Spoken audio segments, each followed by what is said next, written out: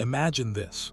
You wake up one morning to find that every word you've ever spoken, every sentence you've ever heard, and every phrase that has brushed past your mind in moments of anxiety or joy has silently rewritten the blueprint of your entire existence. Not metaphorically, literally. The words that swirl around you, invisible yet palpable, are rearranging the architecture of the world you thought you knew. In fact, this is not a thought experiment or an abstract metaphor. It's a question that gnaws at the core of what it means to be human. How much of what you call reality is actually a construct of words?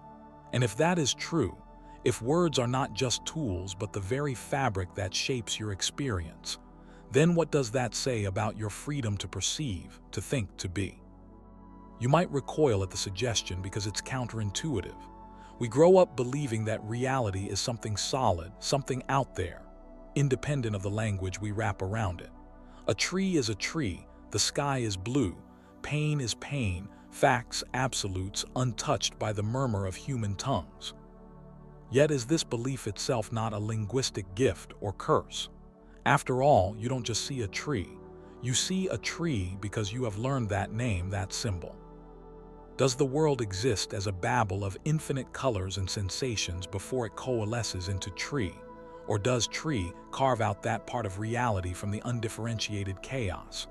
And what if the word tree doesn't just label but limits what you perceive? What you notice, what you remember, what you feel, all channeled through a sieve woven from letters and sounds. This is the paradox. Words promise to describe reality, but they may also confine it. They offer maps, yet simultaneously obscure the territory. They provide meaning, but meaning is also a cage. Imagine the claustrophobia of living in a world where your thoughts and feelings are imprisoned by the vocabulary you possess, where every emotion you can name is allowed to flourish, and every one unnamed wilts into oblivion. Can something exist in your world if you lack the word for it? Does silence erase it from being? This is not a mere philosophical puzzle. It is an existential dilemma. Your internal universe may be more limited or more expansive, depending on the lexicon you wield. Consider the emotional domain. How often have you felt something deeply, a swirl of sensations and instincts bubbling beneath your skin, yet struggled to articulate it? You stumble for words, hesitant, grasping for language that barely fits, and in that moment the feeling seems to lose some of its force. It retreats, becoming vague and shadowy. Could it be that without words, feelings float in a nebulous void, unable to anchor to shape your reality? Conversely, when you find the perfect word, a single phrase that fits like a glove, suddenly the feeling intensifies, sharpens, and asserts its presence with undeniable clarity. The word does not just communicate the feeling, it births it.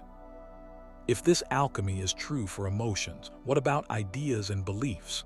Are your convictions your own, or are they echoing the linguistic patterns you have absorbed?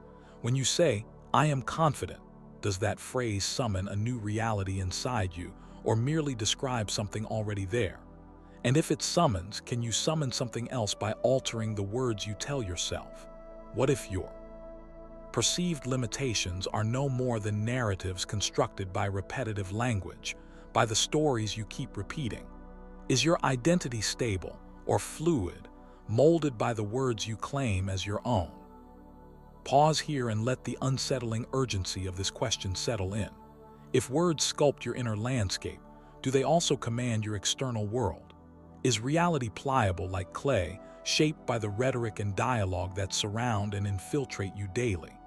The political slogans that stir movements, the labels that categorize entire groups of people, the names that define your very self, are these just harmless descriptors, or are they forces carving the contours of social existence?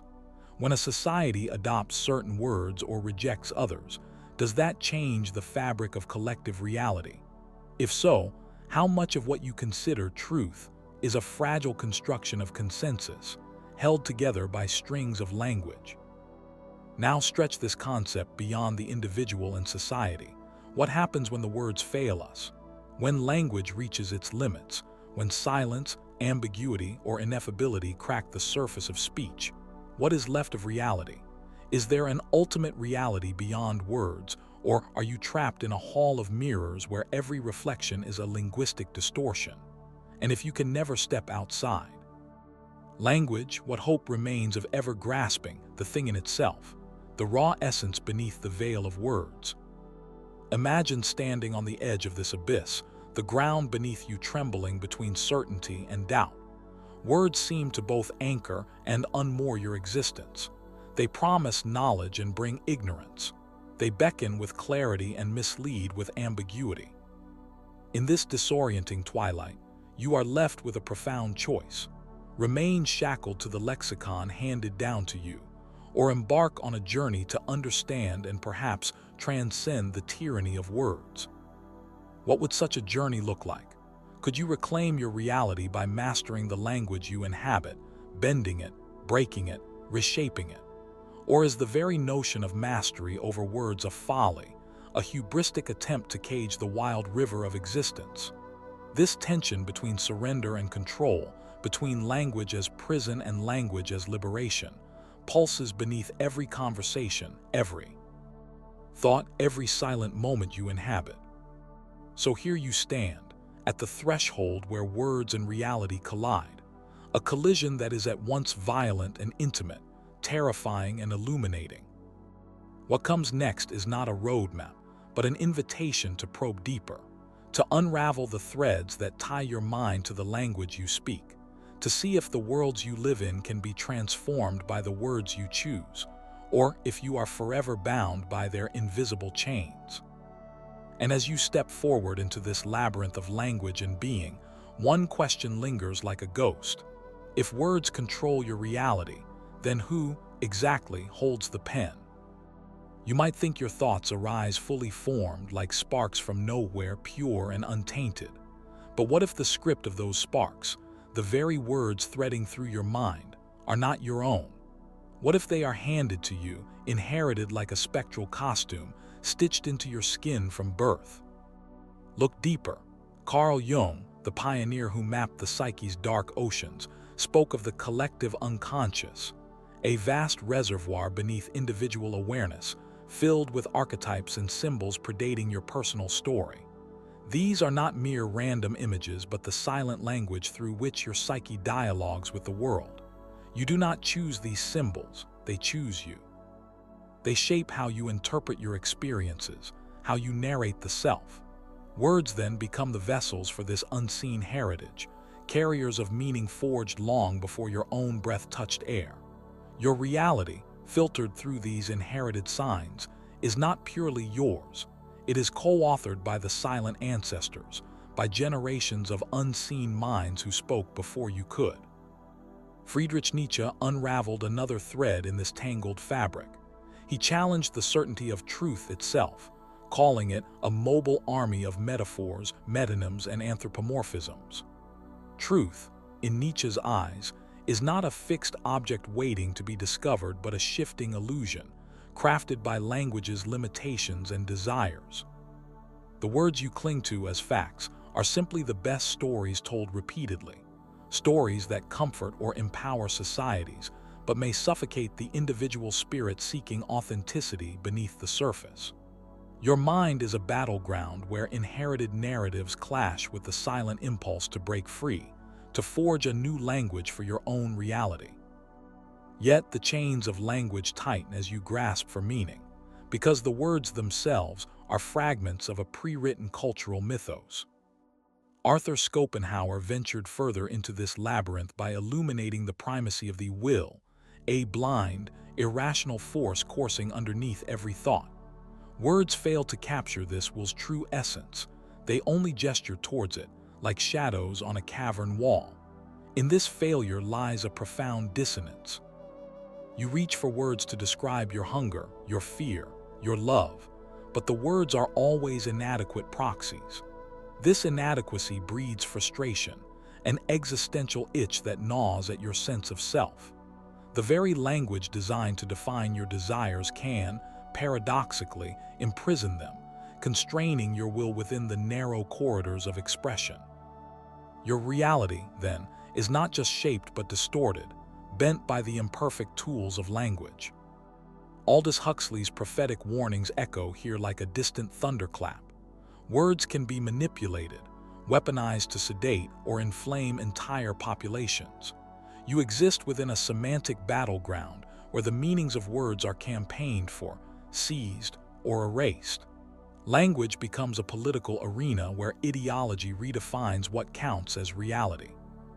Consider how certain words carry stigma or reverence, how narratives are twisted until collective belief sways like a fragile reed in the winds of propaganda.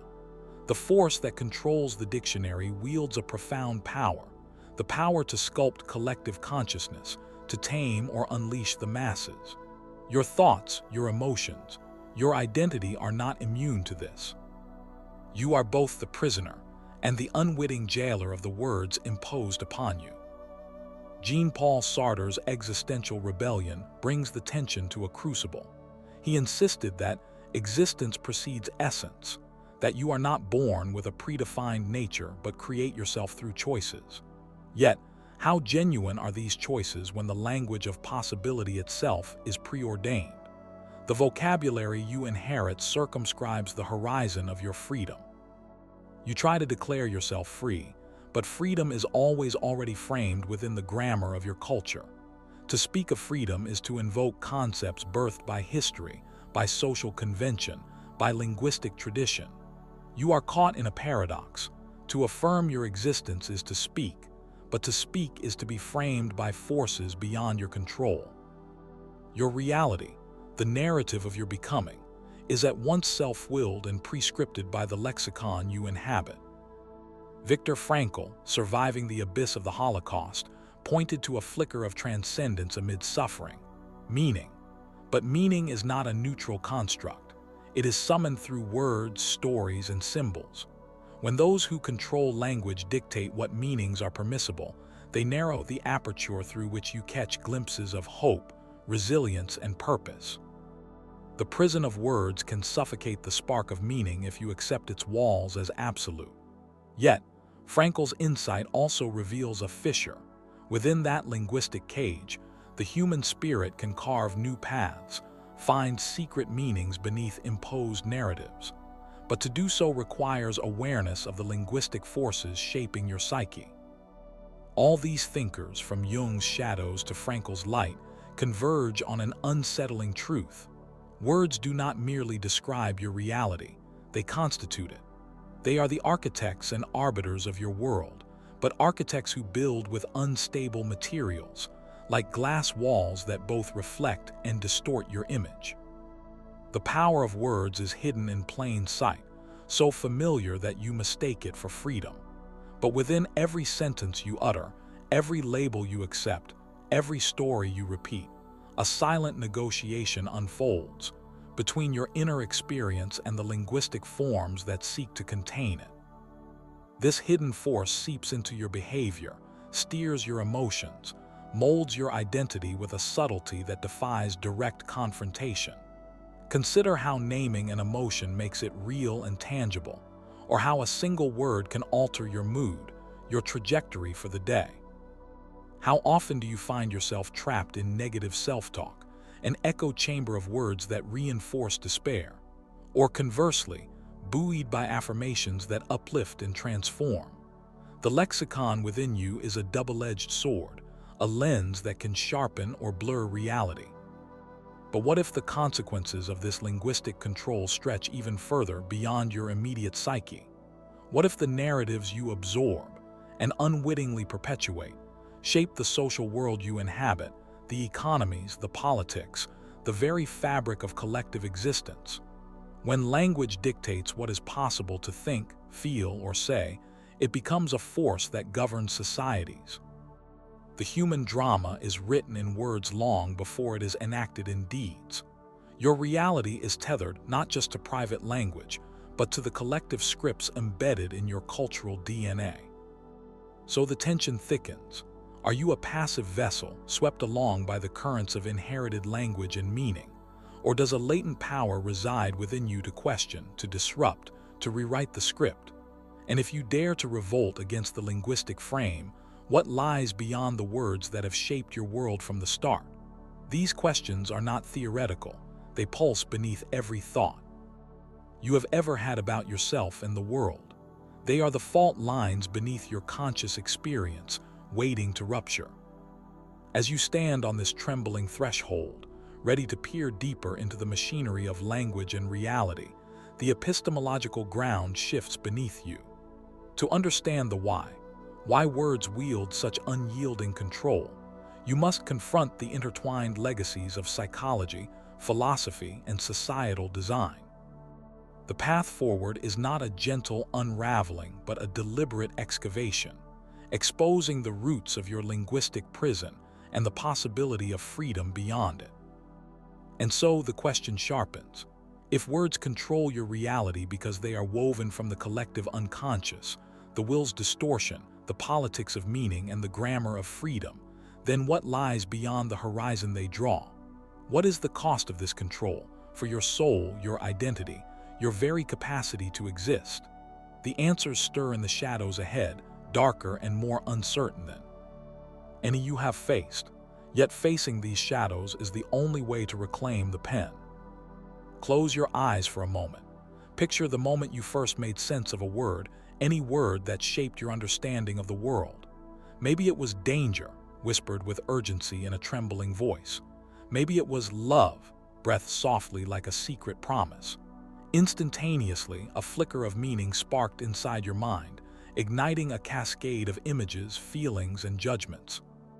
But how often have you paused to question the invisible chains these words cast around your thoughts, threads so fine they escape notice, yet strong enough to constrict the very shape of your existence?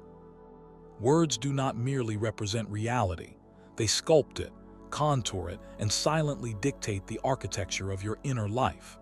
They are not passive labels but active agents in your cognitive universe. Consider the trap of confirmation bias, a subtle, insidious mechanism by which your mind becomes an echo chamber, relentlessly hunting for information that confirms pre-existing beliefs, rejecting everything that does not comfortably fit within your verbal framework of understanding. Your brain is wired to latch onto narratives that align with the linguistic categories you have internalized, blinding you to alternative perspectives, distorting your grasp on what is true. This is no abstract phenomenon. It is why different people witness the same event but inhabit completely separate truths. The words you possess act like lenses, filters of perception, prisms refracting one reality into countless fractured versions. What you call justice, freedom, happiness, or failure is not a universal constant but a product of these mental prisms, honed by language's syntax and semantics. The neurological pathways your brain has forged in response to the vocabulary fed to you since childhood determine not only how you interpret sensory input, but also how you emotionally react, how you assign value, and crucially, how you behave. Behind this lies a deeper neurological truth. Your brain's plasticity bends to the contours of language. It is not a passive vessel but a malleable landscape, shaped by the repetitive patterns of speech, thought, and cultural dialogue. Neuroscientists have demonstrated that the habitual use of certain words, metaphors, and narratives physically rewires neural circuits related to emotion, attention, and decision-making. Imagine the power here. Without ever consciously realizing it, the words surrounding you act like gardeners pruning the wild forest of your mind, deciding which ideas flourish and which wither into oblivion. And cultural conditioning acts as the invisible architect of this pruning process. You are born into a linguistic web spun over generations, weighted with historical trauma, ideological battles, and tacit agreements about what is worth noticing or ignoring. This web subtly enforces conformity, policing not only what you say but what you are capable of thinking. The words embedded in laws, media, education, and daily conversation form a lattice of control, so entwined with your routine that you rarely detect its influence. It silently steers your interpretations of equity, morality, identity, and possibility. Take, for instance, the concept of normal. Such a seemingly innocuous term becomes a formidable gatekeeper. By designating certain behaviors, appearances, or beliefs as normal, language imposes a standard that marginalizes and alienates anything or anyone deviating from it. This linguistic boundary conditions your acceptance of social hierarchies and power structures. How many dreams have been silenced, how many potentials crushed, all because the words defining normal were never questioned. This is not mere semantics, it is control enshrined in syllables. Imagine the crushing weight when you realize this linguistic conditioning is so deeply embedded that it operates below your conscious awareness. The words you wield daily do not just describe your reality, they create it while cloaked as neutral tools. They shape your intuition, influence your emotional responses, even guide your sense of self-worth. And because this process is invisible, it is all the more dangerous, like an underground current pulling you inexorably toward predetermined conclusions and behaviors, often in stark contradiction to your authentic desires and potential. The urgency to escape this trap is not a matter of intellectual curiosity, but of existential survival. As language constructs your reality, so too does it confine it. You are residing in a hall of mirrors where your reflection is distorted by the words you have never questioned. Each familiar phrase, each unquestioned label accumulates like sediment, burying beneath it the raw truths of your experience, the fertile ground for transformation. Can you feel the pressure building? A suffocating sense that your mind's architecture is not entirely your own, that your thoughts, emotions, and perceptions are steered by a linguistic script prewritten, loaded with biases, shadows, and sacred cows. This silent governance fractures your ability to discern what is genuinely yours from what has been implanted, an imposed narrative masquerading as personal truth. And it does so with such subtlety that even your rebellions are often framed in the same lexicon, the same cage of words. Yet this is only part of the story. The more you sink into awareness of this control, the more you begin to sense a faint, flickering fissure in the linguistic walls around you, a crack through which a different way of experiencing the world might emerge. But before stepping through, you must wrestle with the psychological implications of this revelation. The disorientation, the destabilization of identity, and the daunting abyss of unknowing that accompanies breaking free from a lifetime of verbal conditioning. In this cognitive and emotional turmoil lies both peril and promise. The peril is the potential loss of the comfortable certainties language once provided, the structures holding your reality steady. The promise, however, is more profound. The chance to reclaim the narrative pen, to question, to redefine, and ultimately to reshape your lived experience. The words that once controlled your reality might yet become tools for liberation. But to reach this breakthrough, you must first confront the unseen trap head-on, the cognitive biases, neural patterns, and cultural shackles that have silently shaped not just your mind, but the very essence of your being. And here, on this knife's edge between control and freedom, your journey intensifies. What happens next is not a matter of if, but when and how. Will you continue to live behind the linguistic veil, passively absorbing the reality it scripts?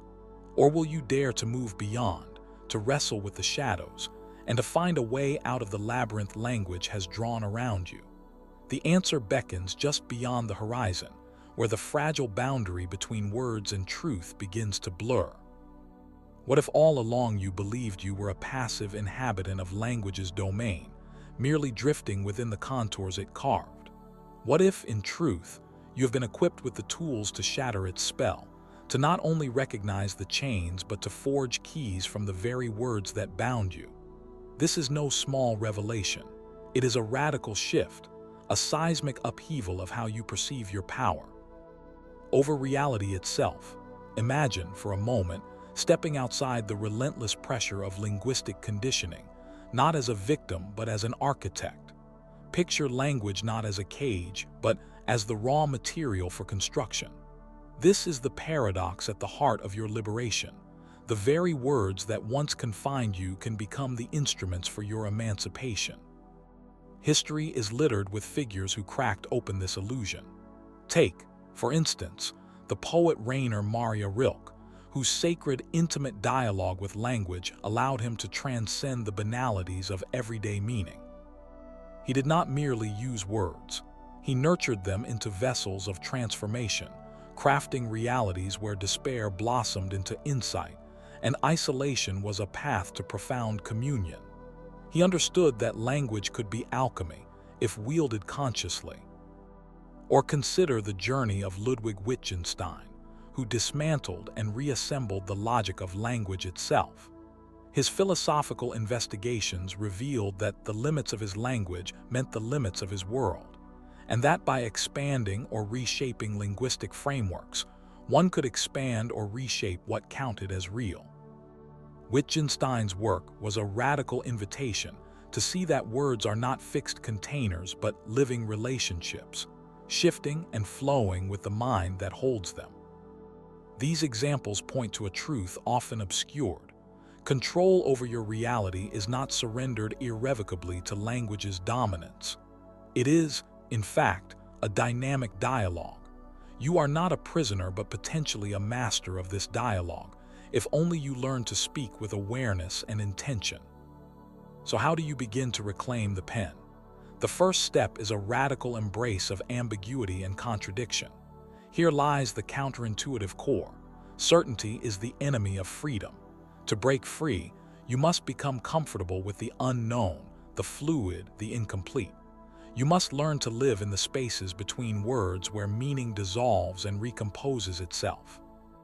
This means dismantling the idea that words have one fixed definition, or that your identity must be tied to a single narrative.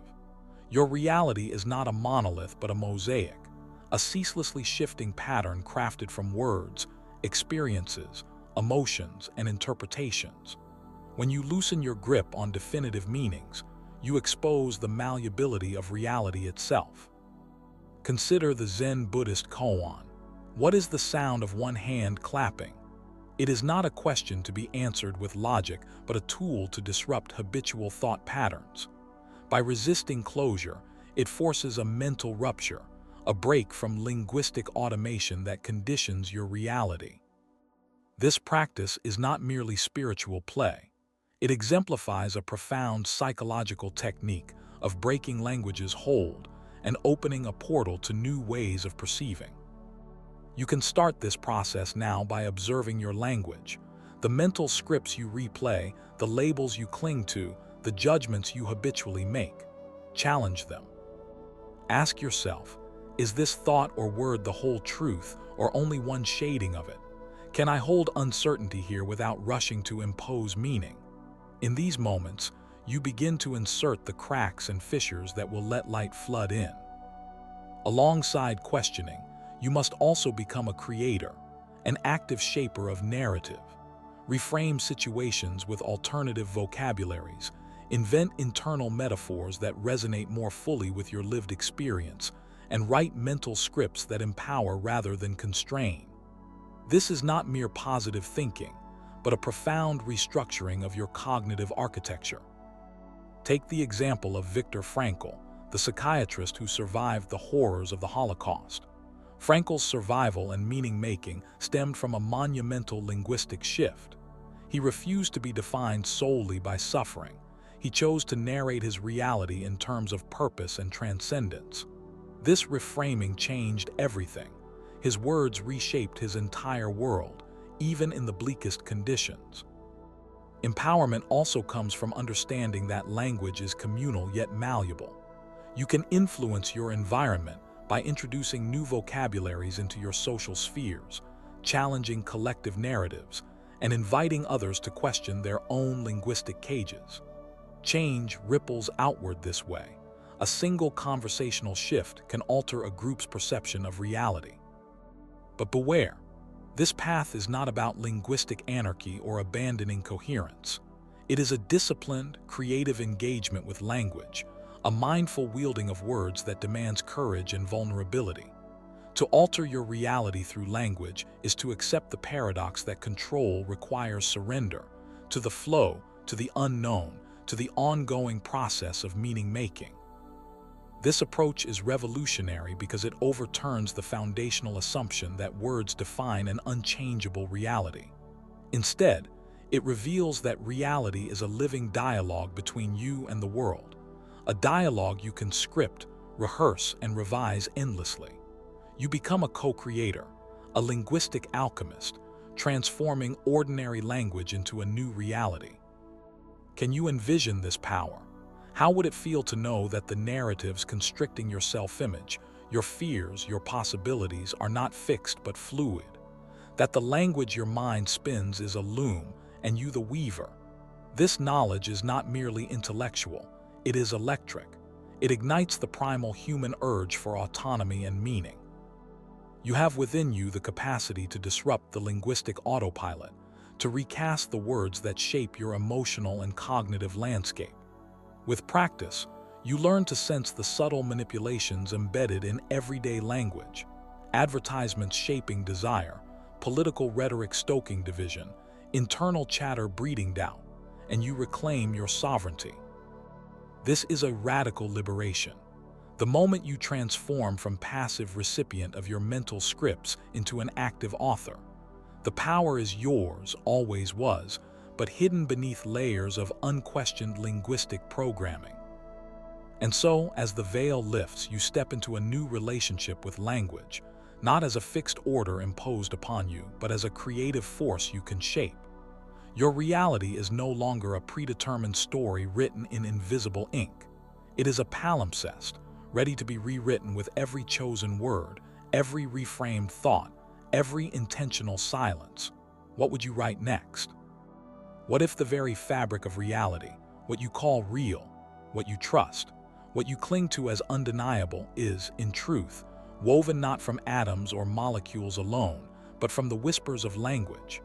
Not just the words you hear or speak, but the silent architecture of meaning, the invisible framework of symbols and stories that nestle in the shadows of your consciousness, guiding perception before you. Even realize it. This is not metaphor. It is the profound revelation at the heart of your existence. Words do not merely describe reality, they construct it. Imagine, for a moment, that the world is a vast cathedral of thought, its walls etched with the elegant scripts of language and narrative. Each utterance you make, every phrase you internalize, is a chisel carving these walls, shaping corridors of possibility or cages of limitation. Now consider the staggering paradox. The universe itself is indifferent, silent, vast, and yet your experience of it is not passive. It is actively molded by something as fragile and ephemeral as language. Could it be that reality, with all its immutable laws, is also a theater of meaning, directed from within? You have wandered through corridors of pain and promise, shadow and light, only to realize now that the language you carry is the key and the lock. The word fear itself, when uttered enough times, tightens the noose in your mind, fermenting paralysis. But what if you could rename the darkness? What if fear folded into curiosity or challenge, shifting not the external world but your internal cosmos? The subtle alchemy of words does not just change thoughts, it rewires your neural pathways, unfolds new synapses, and births new realities inside your brain. Reality does not change because the external world has shifted. It changes because your language has rewritten the map by which you navigate it. This is the deepest revelation. The trauma you have suffered, the limitations you believed insurmountable, the identities you thought immutable, all were first sketched in language. The stories you tell yourself are not innocent. They are the architects of your suffering or your salvation. When you grasp this, your past struggles, the endless cycles of despair, the unseen chains, transform before your eyes. They are shadows sculpted by words, and shadows can be reshaped, erased, or illuminated by the light of new language. Your scars do not define you. They are echoes of narratives that can be rewritten. The philosopher Ludwig Wittgenstein said, "The limits of my language mean the limits of my world." But now you see that these limits can be stretched, bent, and dissolved. Language is not a cage but a canvas, a living, breathing medium through which you can express and create new worlds. You are not trapped in a predetermined script written by others. Your reality is the co-authored masterpiece of your mind and your words. Behind this curtain of revelation lies a haunting question. If your reality is shaped by language, who speaks the words that create your world? Who owns the pen with which your narrative is written? This question is the fulcrum of power and freedom. To wake up to this understanding is to realize that every moment is a choice. What words will you let shape your experience? What dialogues will you initiate with yourself and others? What silences will you cultivate? In this moment, you stand at the edge of an abyss, a vast chasm between your past self, shackled by unconscious language, and a future self who wields words as instruments of transformation. It is a leap into the unknown, where certainty dissolves into possibility. The words you choose now are not just sentences. They are spells, manifesting new realities, weaving new futures from the raw clay of your consciousness. Look around. The world, once solid and immutable, now flickers with potential, an endless horizon of unspoken words waiting to be shaped. The old narratives, the stories of "I am weak," "I am unworthy," "I am trapped," begin to crumble like ancient ruins under the dawn's light. In their place, new stories rise, brave, fluid, alive. This is not a fantasy. It is a call to radical authorship, demanding courage and vigilance. For language is both a sacred gift and a perilous tool. Words can heal or destroy, bind or liberate, awaken or anesthetize. To wield this power consciously is to step into the highest form of human freedom, not the freedom to act arbitrarily, but the freedom to sculpt meaning, to choose your story, to inhabit an interior landscape that colors the exterior world. And so, in the silence that follows this revelation, hear the echo of your own voice. It is no longer a subordinate murmur to the chaos around you, but a sovereign declaration, a poem, a battle cry, a tender affirmation that you are more than the sum of the words spoken about you. You are the language's master, the weaver of worlds, the storyteller who bends reality by the sheer force of chosen words. What will you say when you next look in the mirror? What story will you tell yourself as your hand reaches for the pen? The universe listens, vast and intimate, suspended in the breath between your thoughts and your words. This is the sacred moment when the invisible becomes visible, the intangible takes shape, and the ordinary transforms into the extraordinary. Words do not just control your reality, they are your reality. They are the primal code written before the stars, a language older than time itself, inscribed in the heartbeats and dreams of every human being. To master your words is to master reality, and to master reality is to awaken to the boundless potential of your own existence. So step into this new dawn, a realm where words become worlds and worlds become yours to command. Write boldly, speak truthfully, listen deeply, and in the act of creation find yourself reborn. What will your reality say about you?